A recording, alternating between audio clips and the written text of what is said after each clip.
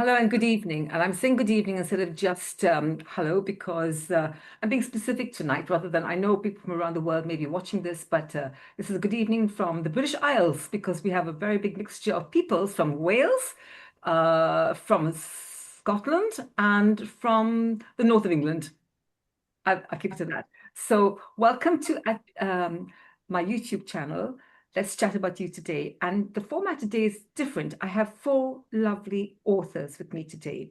I know all four of them, and we've already chatted before on their particular books in the past. But I thought it'd be quite nice to have four authors talking a little bit about what made them write what they wrote and what is actually done for them because we often just talk about the books, but there's never the follow-up. So I thought maybe it'd be really nice to hear how their writing has really affected them, what's changed for them. So first of all, let me introduce you to each of my lovely authors. Is Carolyn Parry. Hello, Carolyn. Hello there. And Andrew Mosley, I and Debbie Buxton, Hello. and Paul Underwood. Hello, everyone. And I'm your host, Beth Jordan. I forgot to I always forget to introduce myself. It's very, very, very bad. Anyway, here we go. So, welcome everybody to this sharing of thoughts and ideas about writing.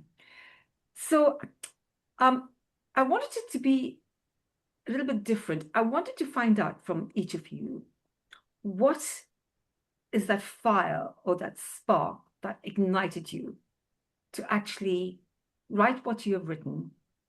And how did that fire inside you actually change? I'm being a little bit poetic, I know. I love to be poetic sometimes. But there's always a fire in us, isn't there? Something that suddenly is burning to be written or to be spoken or to be sung. And tonight is not about any of the genres that you've actually specifically written, because I know that each of you have written very, very different genres. But it's about ignition, that spark. And it's about what writing does for a person, how it changes the way we think, the way we see things, the way we feel, and eventually how we move through the world. Because writing that book, suddenly that book has become a new world for you. And how do you navigate that world? So this is what tonight is about. It's a little bit about it. It's about 45 minutes long, so it's not going to go on for hours and hours and hours. And so maybe it might do. And it's about the surprises that happen along the way, the things that happen to us as writers that we do not foresee. So, everybody, here we go. I'm going to just randomly ask you a question. But the first thing I'm going to start off with is one sentence. What was the moment when you realized that the book within you just had to be written? Let's start with Andrew. It was sitting on a balcony in Greece, outside an apartment. There was a storm. My partner was suffering from diverticulitis. I was sitting on the balcony drinking wine next to an orange tree. The morning after I woke up, I was absolutely covered in mosquito bites. It was the perfect combination of the rain, the wind, the orange tree, and the wine. And I saw this dilapidated building in the distance that was lit up. And I thought the next day I'm going to walk up there and have a look at what's in there, why it's been. Then I'm going to write about why it's been left in that state when clearly it was a huge mansion house before. Okay. And that changed entirely what I was writing and the reason why I was doing it. Huh, that's remarkable. How about you, Carolyn? So mine was very different. I had multiple goes at the book that I've ended up writing, my first book I ended up writing, which is called Change Your Story. And each time I'd stopped. Something had knocked me off course. And I think actually when I look back on it, wasn't quite the right book, but it had been nagging in the background for a good, dare I say, a decade. And then one day I saw Michael Heppel's Write Your Story advert on Facebook, and I went, if I don't do this now, it's never going to get written. And at the time, I was president of my professional association, Career Development Institute, and I wanted to do something that flew the flag, I hoped, for the sector that I'm passionate about. And so that's why I actually managed to get the book done, because I signed up for Michael's course and he very kindly wrote the foreword for me. And that was the first book. So that's what my first one going. The second one is a different story, which I'm going to come on to Come later. back to that later. Yeah. Thank you very much. And how about you, Debbie? What sparked you to write your first book? Mine was quite a sad story, really, for me. I was suffering a lot of grief when COVID struck.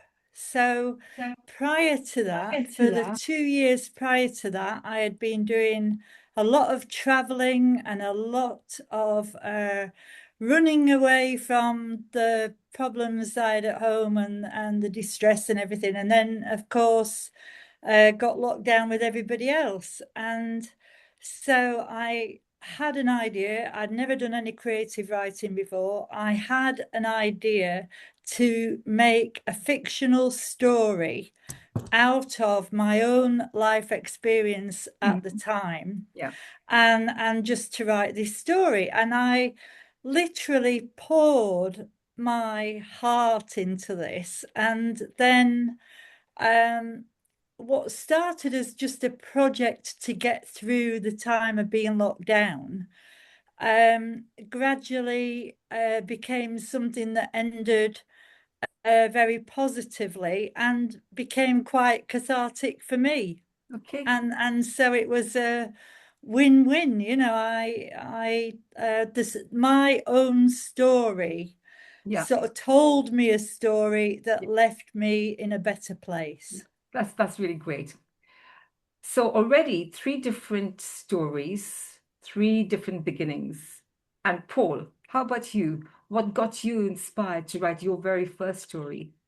My very first story. Well, that can start all the way back to school days, really. I absolutely loved writing.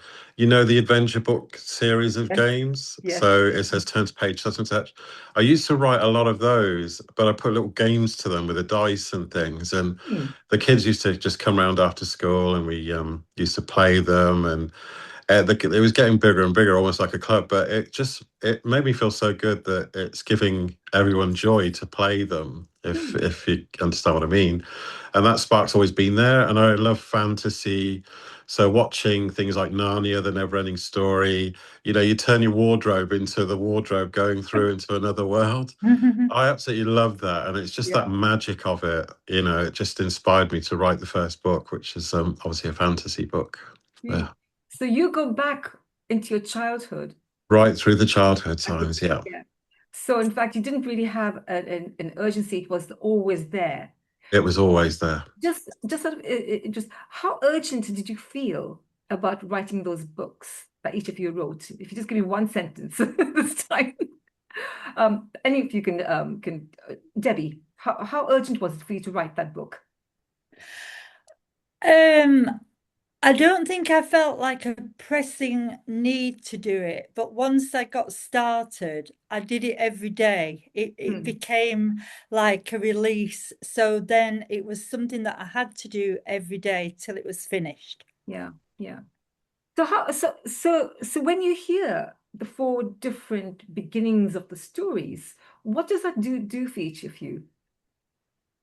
Anybody can chip in. I think it's actually quite interesting hearing some similarities across some of this, because Debbie's, for instance, is a voyage of self-discovery, and mine is sort of that as well. Paul had a thing about childhood. I didn't mention it, but when I was a kid, my first ever book I produced, which was Fablon on the outside and done with coloured pens and pencils, was all about how to look after your pony. I didn't have one. I was clearly fantasizing. And then we've got Andrew's story, which is beautiful, about a moment in time and something coincidental appearing. And I think that might feature later on in conversations as well, because I think there's probably, like with seeing the Michael Heppel activity, something external that triggered it and then got us going. Absolutely. You have actually said that really well, much better than I could actually have done that. So thank you for that. I like the fact that each of you, like Andrew, you were sitting down and you were looking at something, and that's something, that vision inspired you. And yeah, it did. I'd started the book in Italy, and I'd written quite a bit, but to me it didn't really have the real meat that I wanted it to have. It didn't have the real focus. I'd written quite what I thought was quite a nice story with some nice characters, some good description, but it didn't have enough of a story and a real reason. And that's one of the lessons I learned from this, is to plan a lot better. And so that bit of luck just sort of sitting out there, and I went up there and suddenly I had the idea and I thought, yeah, I've got it now. I know what happens, and sort of Yeah. spent the day writing.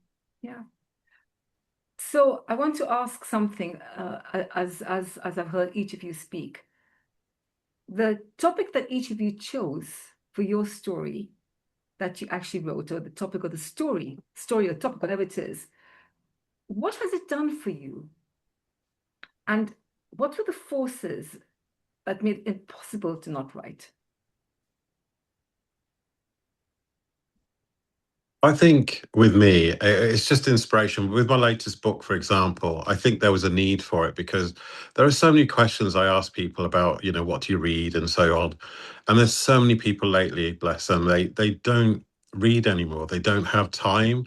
And that's all I'm ever hearing. And so those sparks of inspiration for those short stories, little flash fiction moments for my new book, for example, they can open a page. They've got 3 minutes. They can read the whole story and it'll leave an everlasting impression. And the magic of it is no matter where I go, there's a story somewhere.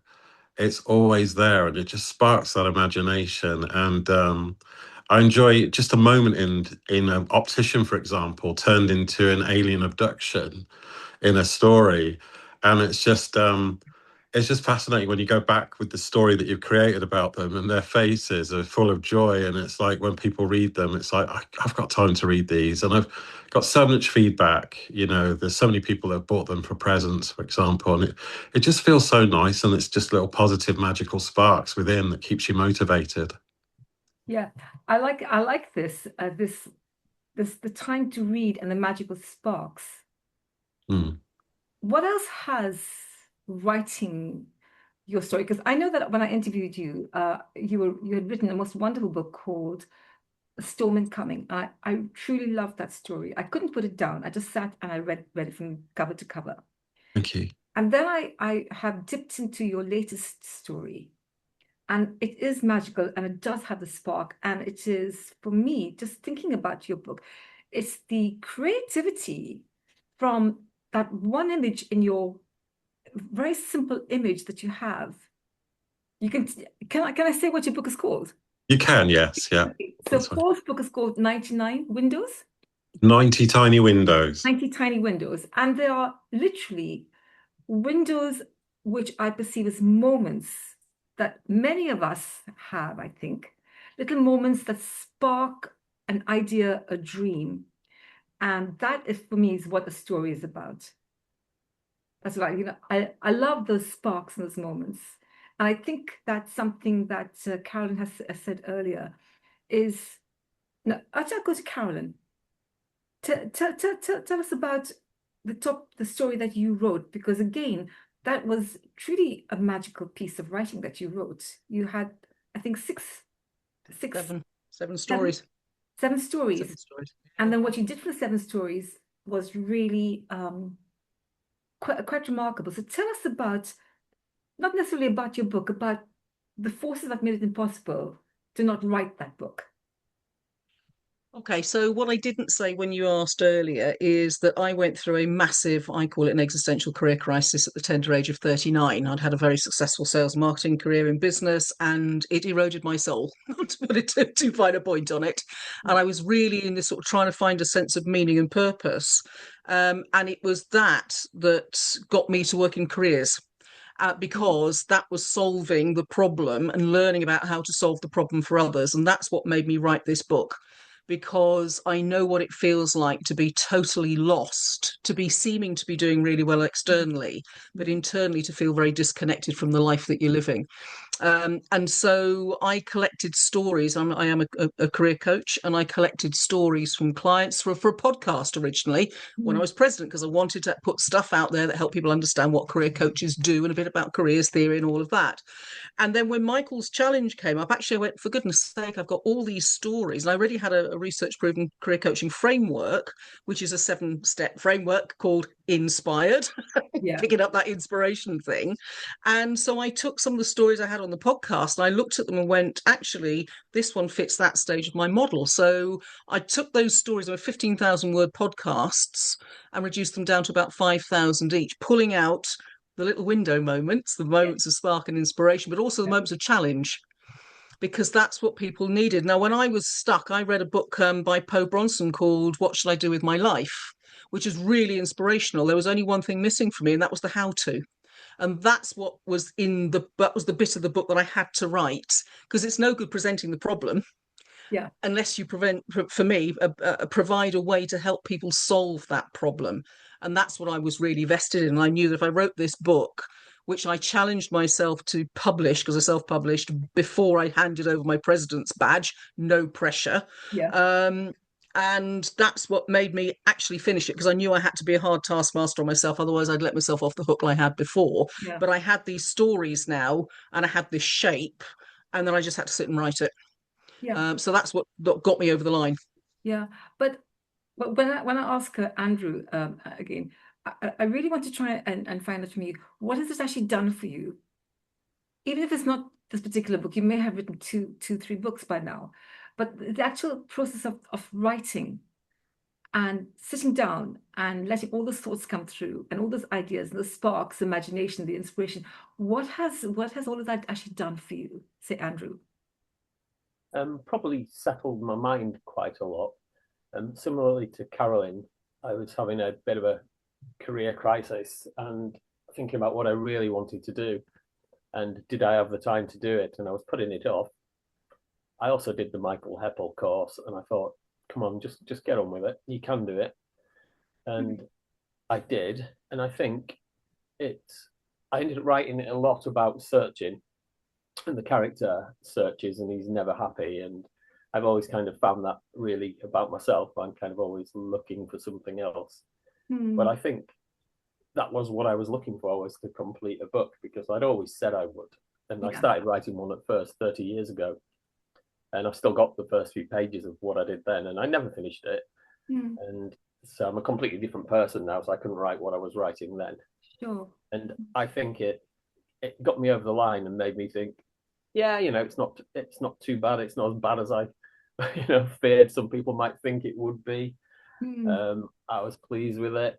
And it's given me a bit more confidence, I'd say, to go on and write another one and settle my mind. I got a lot of thoughts out there that I'd had through my character, perhaps. Okay, and how about you? How about you, Debbie? As regards what the writing's given me, in my books, I like to feature places that I've travelled to, adventures that I've had in odd and unusual places that most people probably wouldn't choose to visit, really.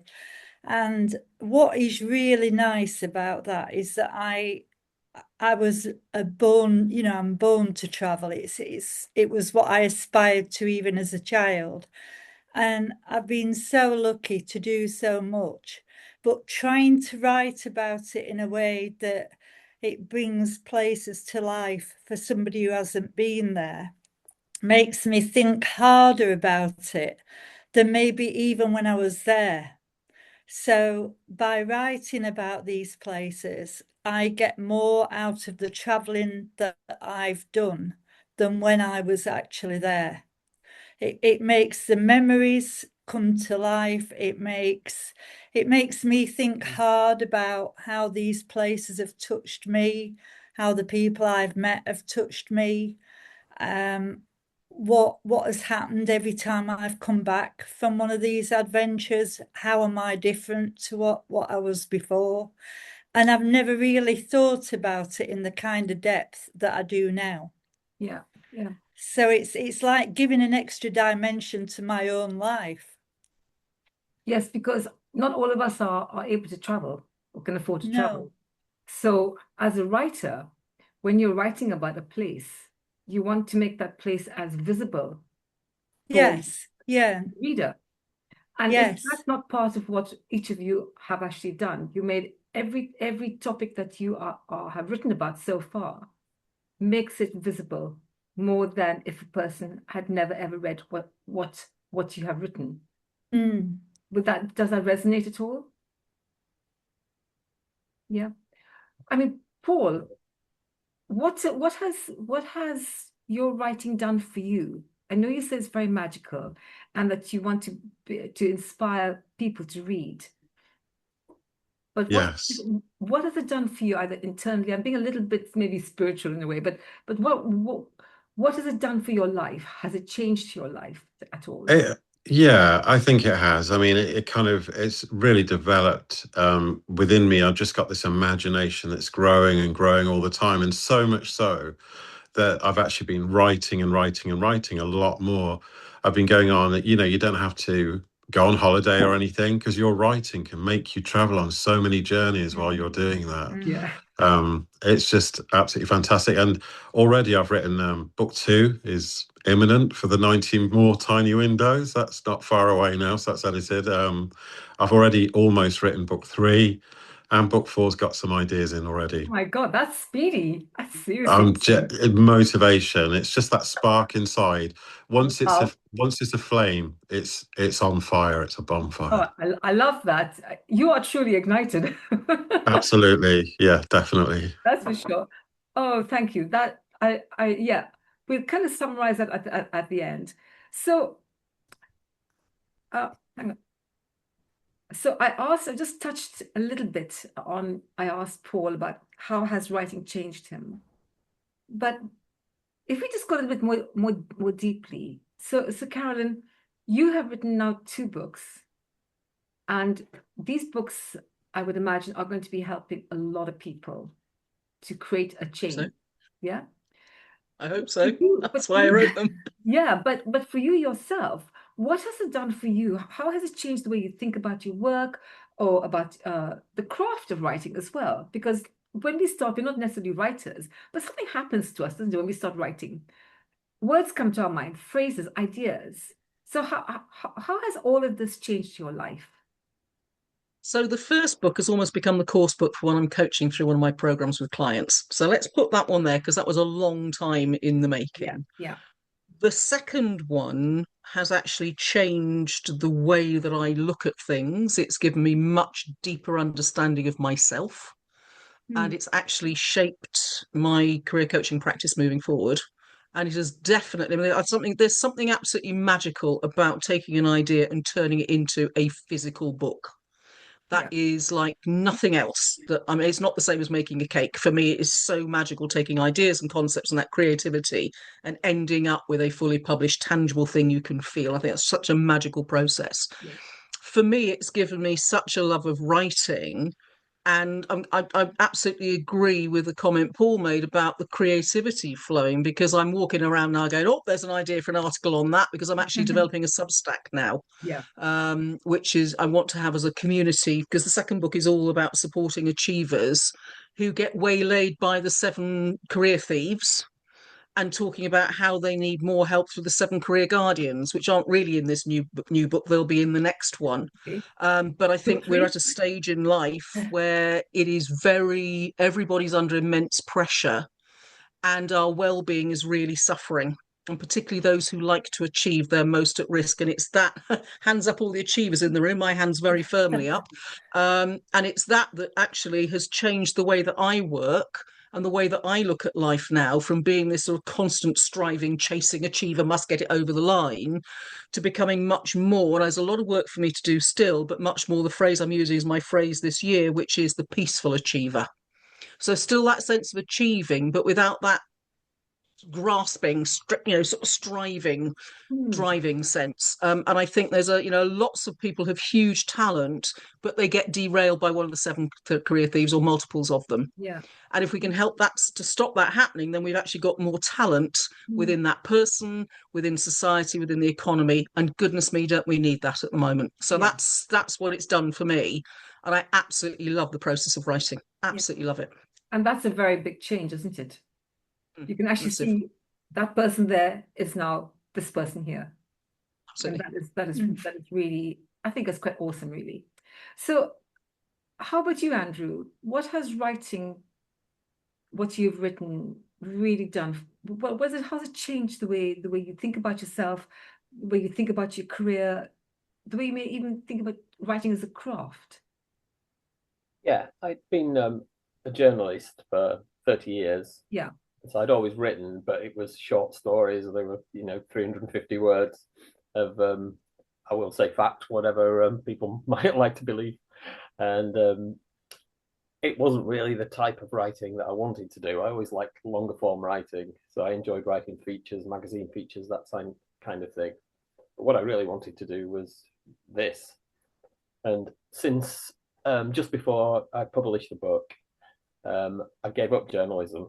I took redundancy and thought, I'm going to change. I'm going to do something different, which will give me more time. I won't be working nights, weekends.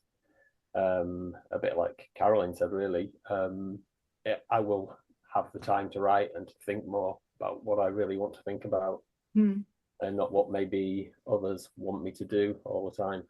Yeah. So, do you see yourself becoming a full-time author now? I've not got enough money, so okay. Would you like to be a full-time author? About your rephrase.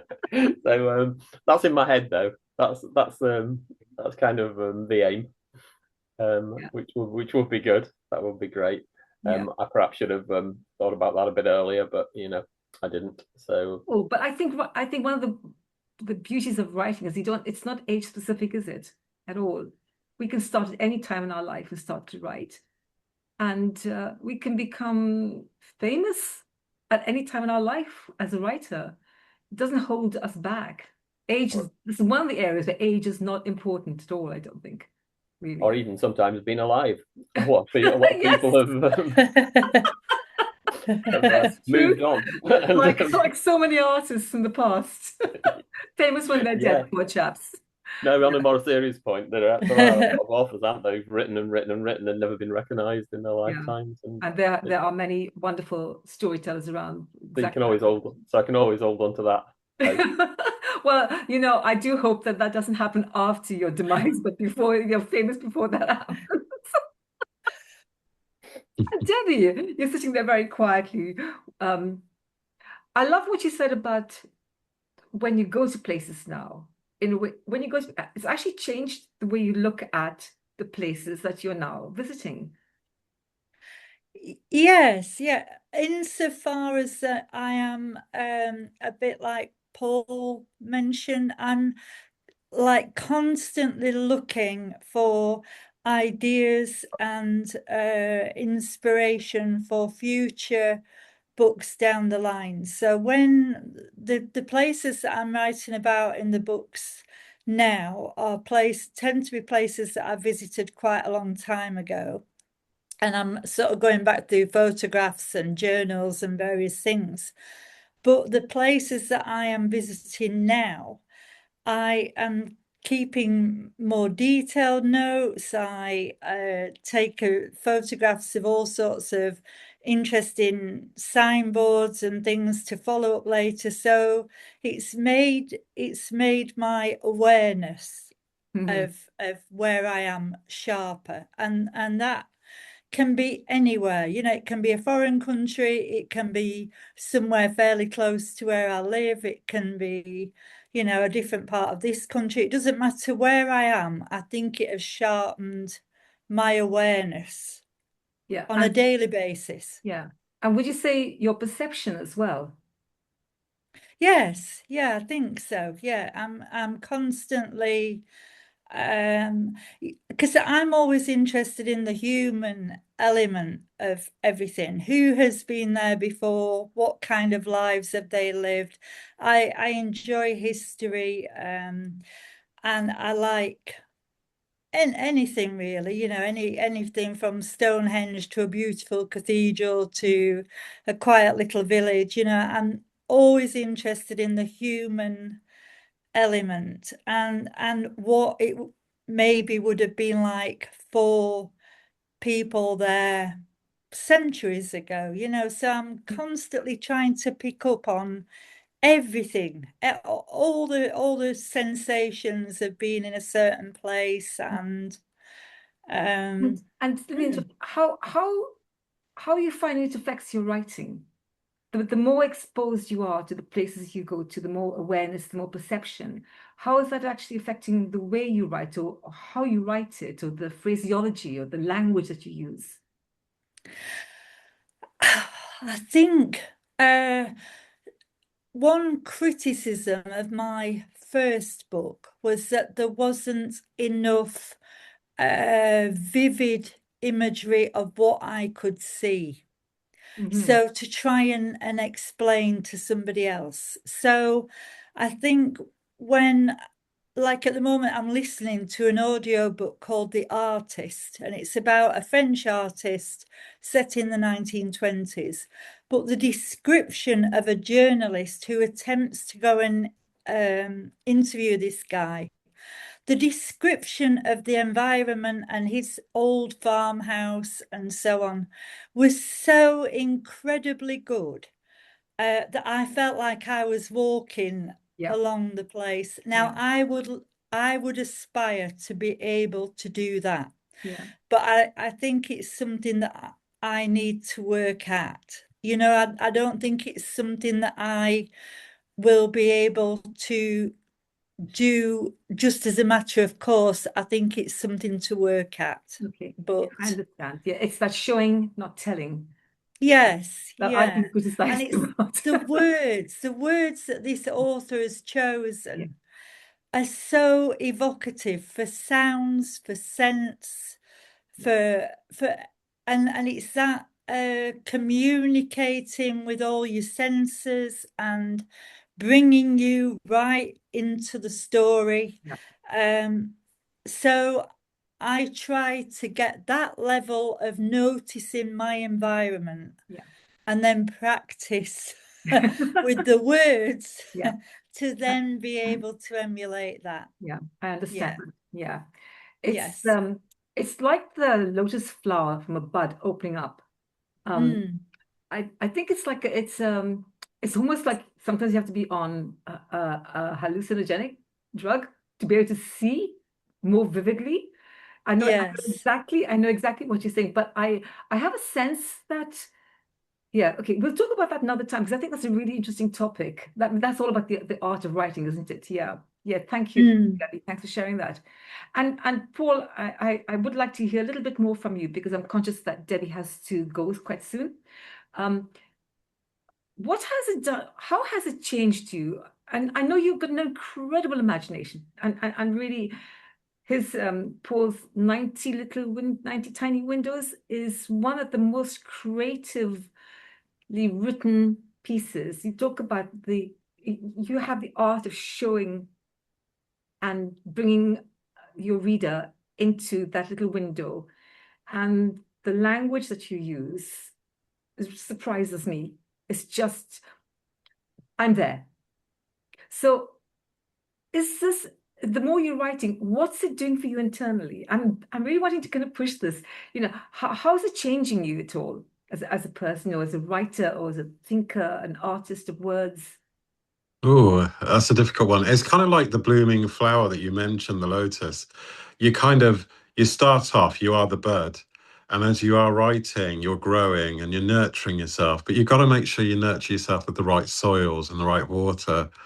You keep writing, you develop as you go. And it depends how you develop. You really like put thoughts into it so much that I'm hoping that it gives you thoughts or ways of thinking of after you've read the story, for example, to move forward into having conversations with people and actually possibly moving in the right direction. I feel there's a lot of influence in there. It's just magical, and it does bloom, and eventually, as long as you're doing the right thing, your flower blooms and you're there, you're budding. And it is so good. And so many people, I mean, when I'm spotted in the street as well, it does surprise me. There are lots of people out there that read it, and it's kind of like, I absolutely loved your book. You made me really think about such and such. And so, they might raise a story, and every single person will always say a different story that they've really enjoyed. Wow, that is something. I think that is I think that's a talent that I aspire to. I aspire to for sure. So this is so interesting. You've each written 4 very different genres, but there's been that same sense of being altered by the process. There is that change, that transformation, that opening up, that flowering. That's what I'm sensing from what each of you have actually said. And I think, I love the fact that, Karen, that you said, how you have also changed, how you slowed down. Because in order for us to be more successful, we need to take a step back and reassess where we are in our lives. It's not about money or anything. It's just about where are we, what do we want to be, and who do we want to be. And I think this writing process it gives us that time to actually do that, doesn't it? Absolutely. I think for me, it's given me a gift in terms of expanding the way I actually coach as well. Yeah. So the front cover of my second book, I'm just going to lift that up so we can see what I'm talking about. Yes. The front cover was designed by the publisher. They went for the origami. That wasn't anything that we talked about. It was what appeared on the proof. And we did a little bit back and forth about the cover. And finally went, yeah, okay, all right, we've tweaked a few things around typeface. I'll settle with the origami because it is about that sense of change. And then it struck me one day looking at it, for goodness sake, origami is a meditative process. It's a moving meditation that slows achievers down to be present at the moment. Yeah. So I actually now run sessions where I'm using origami as a tool to get people to reflect about the thieves that are affecting them and actually see that embodied as they're trying to follow these instructions to create out of a post-it note a little yellow swan. Yeah. Simple as that, a really simple tool that gets them to really zone in on who they are and how they are reacting to the stress of a situation and feeling some pressure, which illustrates what their challenges are against the thieves and helps them to work through those. So that was never something that I ever thought about 6 months ago. And I've done it online on a webinar with people, and it's really powerful. It's a really simple tool to use. So for me, that's because I started writing this book. I'd never have got to that point otherwise. And that's the magic of writing. It's really hackneyed, isn't it? We're all going to go, oh, it's the writer's journey, but it really is genuinely the writer's journey and what happens to us along the way. And if we're present, like Debbie was talking about, and soaking in all that atmosphere, and as everybody else has talked about on this call, we see things differently and we're open to different possibilities because we're present and we're in flow. And if we're not in that, we're in hurry and stuff doesn't work mode. Absolutely. And I love that. It's that kind of detail that readers never really imagine, do they? They will read a book and we hope that they will also be transformed on the journey that we're taking them through. But as the writer, as the author, the journey is an eye-opener for one's own soul, I think. I wrote the book I'm writing now is about my mother, and it's a memoir about her early life in India as a young girl during the Second World War in India. And although India was never involved in the war, India was very heavily involved in the war, Second World War, and the things that she had to witness and go through. And I never knew about it until she was much older in life. And now when I'm writing the book and I'm reflecting back on her journey, I'm going along this whole journey and process, and it's changing me. It's making me into a different person to view the world differently. We never ask our parents, I think, details about their lives. My mother told me details about her life I didn't even want to know, but she insisted that I know everything about her life, every detail. Then, for God's sake, Mom, this is too much personal information. But when I think about it, we don't seem to ask our parents very much about their lives, or they don't always talk about their lives. And this book is, for me, we need to start asking our parents more. We need to understand the journey they went on for us to be standing where we're standing. Why am I the way I am? Now I know it's because of the way my mother brought me up, in the way that she brought me up, which I'd never even thought about. So only because of writing this book have these ideas come to me. You're so right, Beth, because I think I discussed it with you before, but I was very surprised, for example, when I did my DNA, that I've got Greek heritage and that a majority of my blood is actually Greek. And I had no idea there was anyone Greek in my family, but apparently it's on mother's side, immediate. Something I never knew and I've never asked her. And it gets to a point where it gets too late. Unfortunately, she's older now, bless her, and with Alzheimer's. So it's something I'll never find out. But it is something, it's always worth having a chat with your parents or your friends, finding out a bit more detail. Yeah, but let's not go off. That's a whole different topic again. That's a whole different topic. Before we come to an end, because I'm conscious that Debbie has to go off on another Zoom call, I would like to, first of all, thank you for sharing all that you've shared. I feel a real spark of ignition again, doing these chats. I know we're online, but doing these chats really always inspires me. And every person I've spoken with has given me a gift that I can just say thank you to all of you for the gifts that you've given me. I can't name them all, but lots and lots of gifts. But I want to ask you, what's one word that you'd like to leave with after this conversation? like you'd actually like to leave with? Just one word.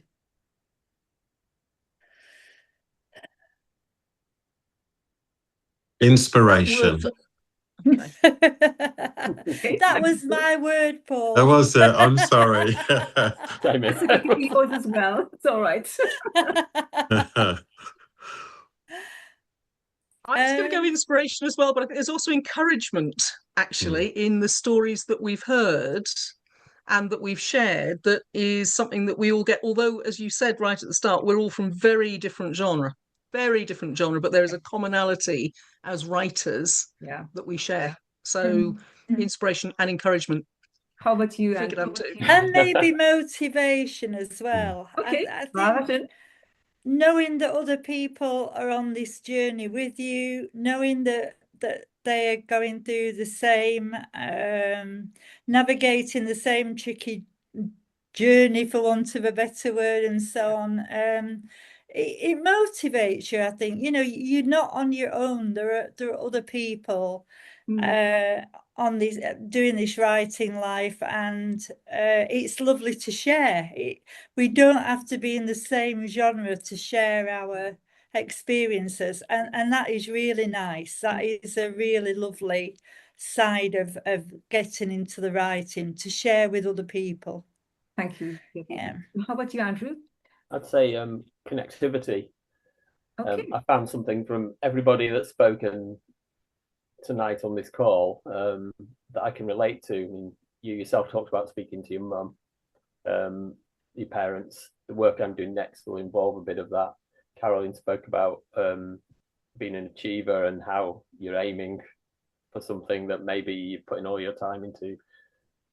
Paul spoke about his mum as well, and Debbie spoke about sort of when you're traveling and you're thinking about people from the past who've been to those places, and I featured that a lot in my book. It was kind of the ghosts. They were the ghosts, the people who used to live there. Now they shaped us. And I think it's interesting when you speak to people that what you get from them, and you think, oh yeah, that's good. I wasn't going completely down a dead end that nobody else is thinking about. It's quite nice to think that other people are having those thoughts, and that's way more than one word. That's about 300. So, wow. So connectivity, encouragement, inspiration, motivation. We can take those 4 words away. And my word would be love.